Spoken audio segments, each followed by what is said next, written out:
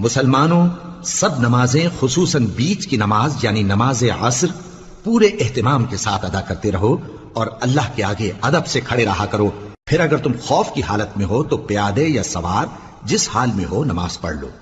پھر جب امن و اطمینان ہو جائے تو جس طریق سے اللہ نے تم کو سکھایا ہے جو تم پہلے نہیں جانتے تھے، اللہ کو یاد کرو۔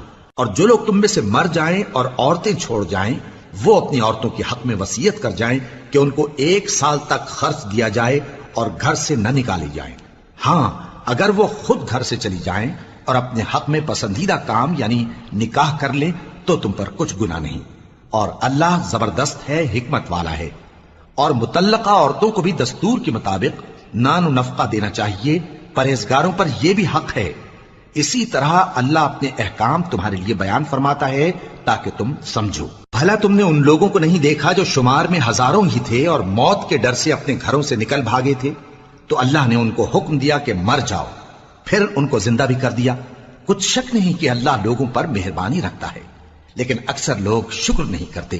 اور مسلمانوں، اللہ کی راہ میں جہاد کرو اور جان رکھو کہ اللہ سب کچھ سنتا ہے، سب کچھ جانتا ہے۔